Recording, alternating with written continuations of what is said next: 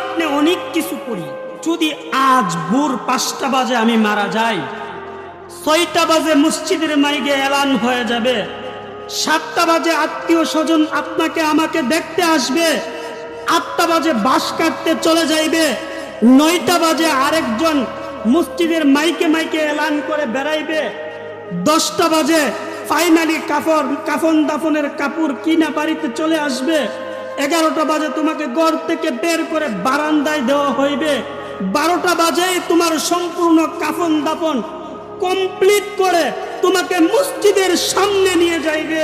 তখন তোমাকে কেউ মানুষ বলবে না, তখন তোমাকে কেউ নাম ধরে ডাকবে না, তখন বলবে এই লাশের সামনে দাঁড়াও, লাশের সামনে দাঁড়ায় দাঁড়ায় একটু তসবিহ পড়ো।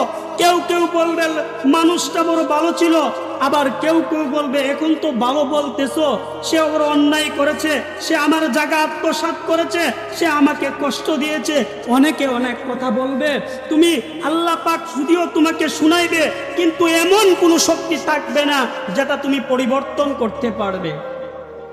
আরে বাজান, একটু চিন্তা করে দেখেন না, কলিজাটা দিল থেকে কলিজা দিয়ে কথাগুলো শুনে একটু চিন্তা করেন না। মসজিদের সামনে যখন আজান দেয়, আজান শুনে আমরা মসজিদের সামনে যাই না, আজকে বিনা আজানে তুমি মসজিদের সামনে লাশ হয়ে চলে গেছো, এটা কি তোমার মনে হয় না?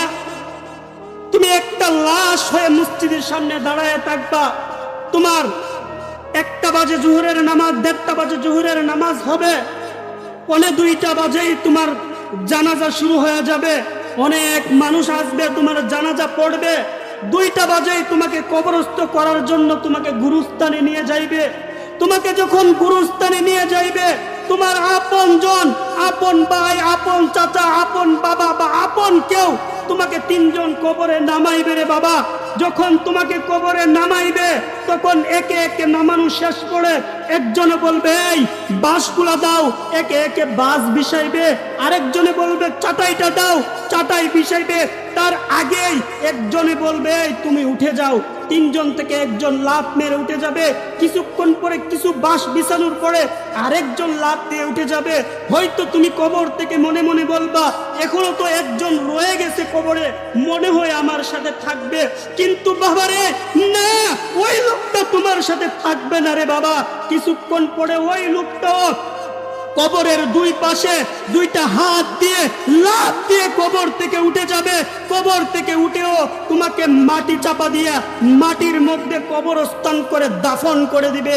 তখন ফিরে আসবে আর মানুষগুলো চিন্তা করবে হায় রে হায়, ওই মানুষটার সাথে আমার বড় বন্ধুত্ব ছিল, ওই মানুষটার সাথে আমার আত্মীয়তা ছিল, ওই মানুষটাকে তো আজ আর কখনো দেখতে পারবো না, আজ থেকে কখনো তার সাথে কোনো কথা বলতে পারবো না।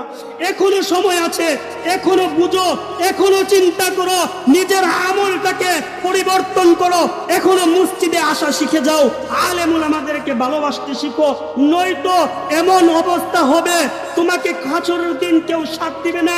আল্লাহ তাআলা কোরআনে বলেন ওয়ালা ইয়াসআলু হামিমুন হামিমা, কাল কিয়ামতের দিন বন্ধু বন্ধুকে সাহায্য করবে না। অন্তরঙ্গ বন্ধু, যেই বন্ধুকে না দেখলে ঘুম হয় না, যেই বন্ধুকে পয়সা চা না খাইলে দিনটা কাটে না, ওই রকম বন্ধু বন্ধুকে সাহায্য করবে না। এজন্য আল্লাহ তাআলা কোরআনে বলেন ওয়ালা ইয়াসআলু হামিমুন হামিমা, অন্তরঙ্গ বন্ধু বন্ধুকে জিজ্ঞাসা করবে না, বন্ধু বন্ধুকে সাথ দিবে না। ইউবাসসিরুনহুম ইয়াওয়াদ্দুল মুজরিমু লাউ ইফতাদি মিন আযাবি ইয়াউমাইদিন বিবানি। হে তোমরা যখন অপরাধী হয়ে যাইবা, কাল কিয়ামতের দিন স্পষ্ট যখন দৃষ্টিগোচর করে দেওয়া হবে, তখন তার নিজের সন্তানকে, আপন সন্তানকে মুক্তিপণ হিসেবে দিয়ে দিতে চাইবে। আল্লাহকে বলবে হে আল্লাহ, তুমি আমার পাপের বদলা ওনাকে নিয়ে যাও, আমার সন্তানকে নিয়ে যাও, যেই সন্তানের জন্য দুনিয়াতে ঘুষ খেয়েছেন, যেই সন্তানের জন্য অবৈধ টাকা কামাইছেন, যেই সন্তানকে সেভ করার জন্য আপনি মিথ্যা কথা বলেছেন, ওই সন্তানকে আপনি কাল কিয়ামতের দিন আপনার মুক্তিপণ হিসাবে, অপরাধীর মুক্তিপণ হিসাবে আপনি দিয়ে দিতে চাইবেন। চিন্তা করুন, একটু বুঝুন হাসরের দিনটা কেমন হবে। আমরা তো শুনি, মানি না, বুঝি, কিন্তু মন থেকে বুঝি না।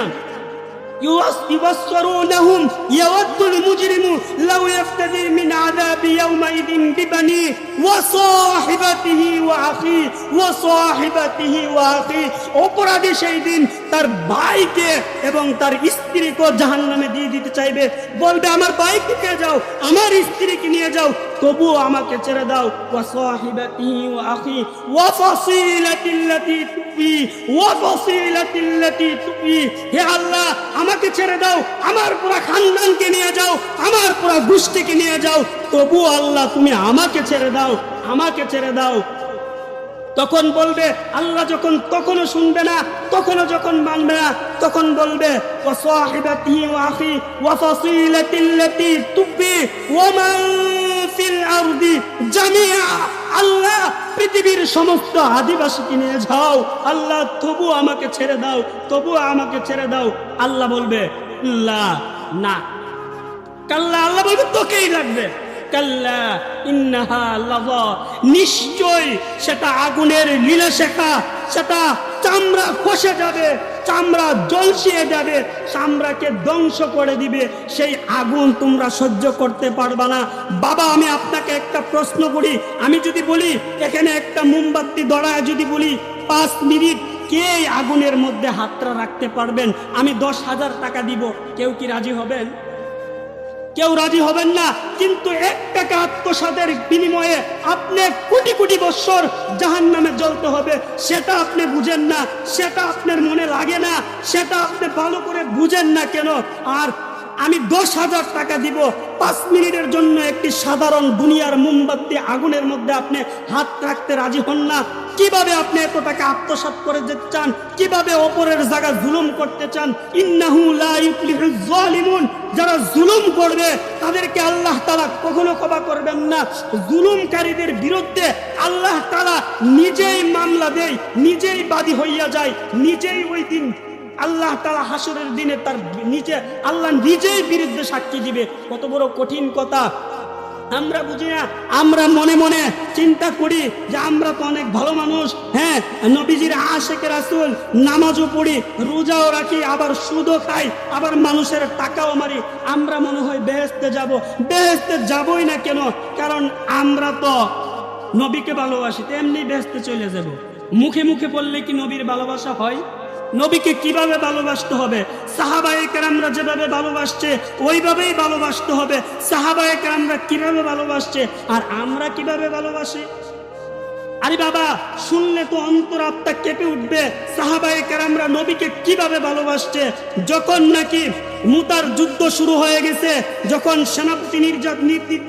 সেনাপতি নির্দিষ্ট করা হয়েছে, সেনাপতি ঠিক করা হয়েছে, তখন প্রথম সেনাপতি দিয়েছে যায়েদ বিন হারেসাকে। বলছে, যায়েদ বিন হারেসা তুমি প্রধান সেনাপতি। যায়েদ বিন হারেসা যদি ঘটনাক্রমে শহীদ হয়ে যায়, তখন সেনাপতি হলো জাফর ইবনে আবু তালেব। জাফর ইবনে আবু তালেব যদি শহীদ হয়ে যায়, তখন সেনাপতি হবেন কে? তখন সেনাপতি হবেন আব্দুল্লাহ ইবনে রাওহা। একে একে 3 জনকে সেনাপতি নিযুক্ত করেছেন। আব্দুল্লাহ ইবনে রাওহা যখন সেনাপতির দায়িত্ব পেয়েছেন, তখন এইভাবে যখন বন্টন করে দেওয়া হলো, তখন তাদেরকে বলল আপনারা বাড়িতে চলে যান, বিবির কাছ থেকে বিদায় নিয়ে আসেন, যুদ্ধ শুরু হয়ে যাবে, যুদ্ধের জন্য প্রস্তুতি হয়ে যাবেন। জাফর ইবনে আবু তালেব যুদ্ধের জন্য তার বিবির কাছে গিয়ে বলতেছে, মুতার যুদ্ধ শুরু হয়ে গেছে, যুদ্ধের মধ্যে নবীজি আমাকে সেনাপতি হিসাবে পছন্দ করেছেন, সেনাপতি হিসাবে আমাকে নিয়োগ দিয়েছেন, আমাকে বিদায় দাও। তখন স্বামী বলে, স্বামী গো দাঁড়ান, সেনাপতি হিসাবে আপনি যাবেন, ঠিক আছে, আপনি যুদ্ধে যাবেন, আমি বাধা দিব না। যুদ্ধের আগে নাকি